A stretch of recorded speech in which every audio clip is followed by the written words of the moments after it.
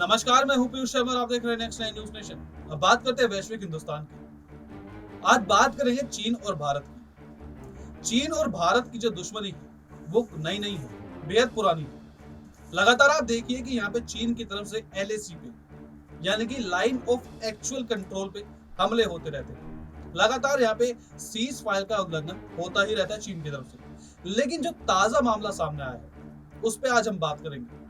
वैसे अगर मैं आपको बताऊं कि चीन और भारत के बीच में जो रिश्ते हैं वो बेहद ही नाजुक हैं इस वक्त, क्योंकि अगर भारत की तरफ से बात करें तो भारत लगातार अपने नक्शे में जो अक्साई चीन है यानी कि जिसे हम अक्साई चीन का एरिया बोलते हैं वो अपने नक्शे में दिखाता है। और वही अगर चाइना की बात करें, चीन की बात करें, तो जो अक्साई चीन का एरिया है वो अपने नक्शे में दिखाता है। तो इसको लेकर भी काफी विवाद सामने आता रहा है।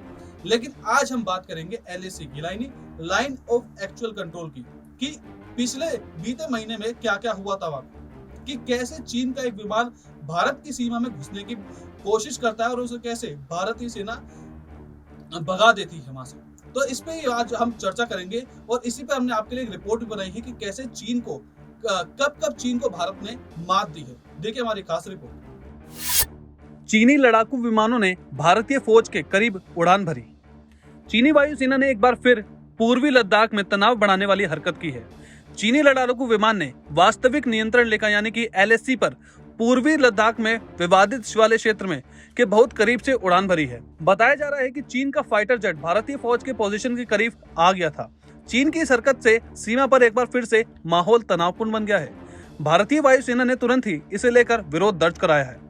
सूत्रों के मुताबिक पूर्वी लद्दाख में वास्तविक नियंत्रण रेखा यानी कि LAC पर यह घटना पिछले महीने यानी कि जून में हुई थी। बताया जा रहा है कि जून के आखिरी हफ्ते में एक दिन सुबह करीब 4 बजे चीनी लड़ाकू विमान ने भारतीय फौज के करीब उड़ान भरी। LAC पर चीन ने चढ़ाने वाली हरकत की। पूर्वी लद्दाख में वास्तविक नियंत्रण रेखा यानी कि LAC पर चीन ने चढ़ाने वाली हरकत की है। वहां यह युद्धाभ्यास कर रहा है। उसने हमारी फौज के करीब एक एयरक्राफ्ट गुजारा है। वायुसेना सक्रिय हुई तो ये एयरक्राफ्ट भाग गया। घटना जून के आखिरी में की बताई जा रही है। मीडिया में 6 जानकारी शुक्रवार को आई। भारत ने इस घटना को लेकर चीन के सामने कड़ा ऐतराज जताया है, साथ ही भविष्य में ऐसा न करने की हिदायत भी दी है। दरअसल LAC के पास चीनी एयरफोर्स के युद्धाभ्यास करने के खुलासा हुआ है। इसमें वायु रक्षा हथियारों का भी बड़े पैमाने पर इस्तेमाल करने पर LAC पर तैनात भारतीय जवानों के पोजीशन के बहुत नजदीक आ गया था। रडार पर चीनी एयरक्राफ्ट पर नजर आते ही इंडियन एयरफोर्स एक्टिव हो गई। एयरफोर्स के इस घुसपैठ माना और चीनी एयरक्राफ्ट को मार गिराने के लिए अपनी मिसाइलों को एक्टिव कर दिया। हालांकि भारत की चेतावनी के बाद चीनी एयरक्राफ्ट वापस चला गया। पूर्वी लद्दाख में ड्रैगन की हरकत।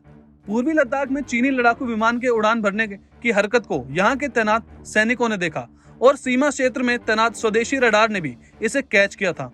सूत्रों ने कहा है कि संभावित हवाई क्षेत्र में के उल्लंघन का पता चलने के बाद ही भारतीय वायुसेना एक्टिव हो गई और वे ये घटना ऐसे वक्त में हुई जब चीन पक्ष पूर्वी लद्दाख सेक्टर की सीमा से लगे इलाकों में S-400 एयर डिफेंस सिस्टम समेत अपने फाइटर जेट और वायु रक्षा हथियारों से जुड़े एक्सरसाइज कर रहा है। भारत ने जताई आपत्ति।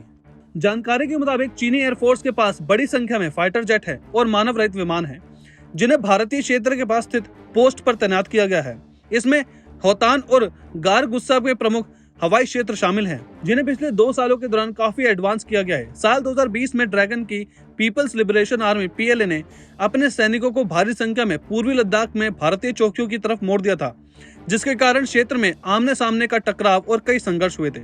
चीन अक्सर इस तरह की हरकत करता रहता है, लेकिन भारतीय जवान हमेशा चौकस है। Military system active. सूत्रों ने बताया कि इस मामले को भारतीय पक्ष ने पहले से तय प्रोसीजर के तहत चीनी अफसरों के सामने उठाया और आगे किसी भी घटना को रोकने के लिए कहा था। सूत्रों ने बताया कि केंद्र सरकार ने इस घटना के बाद ऐसी भी किसी घटना से निपटने के लिए मिलिट्री सिस्टम को सक्रिय कर दिया है। गलवान में 15 जून 2020 की रात हुई थी हिंसक झड़प। इस दिन गलवान में हमारे ग्राउंड ट्रूप्स पर दबाव था, चीन पर भी दबाव था। चीन की सेना उस टाइम बैठी हुई थी तो भारतीय सेना ने उनसे वापस जाने को कहा था। हालांकि वो लोग मान गए, पर विवाद शुरू हुआ। चीनी सैनिकों ने तर्क दिया कि अगर हम वापस चले गए तो आपकी गतिविधियों पर नजर नहीं रख पाएंगे। भारतीय सेना ने इसी का विरोध किया और झड़प शुरू हो गई। चीनी सैनिक हथियार से लैस थे और भारतीय सेना पुरानी प्रैक्टिस के तहत वहां पहुंची थी। इस झड़प के बाद 30 जून के आसपास दोनों पक्षों में बात हुई और चीन वहां से 1 किलोमीटर पीछे हट गया। भारत अपनी पोस्ट पर वापस चला गया।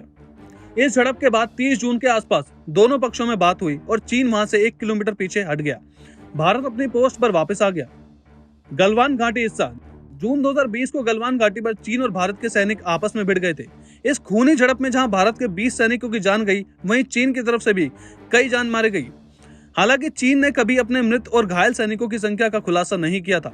रूस की तास न्यूज एजेंसी ने कहा था कि उस मुठभेड़ में चीन के कम से कम 45 सैनिकों की मौत हुई थी।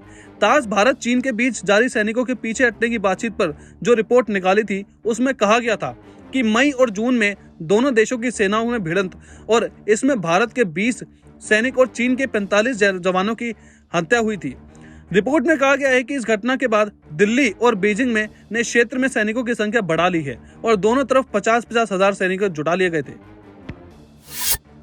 तो फिलहाल इस रिपोर्ट में इतना ही। आप देखते रहिए नेक्स्ट न्यूज़ नेशन।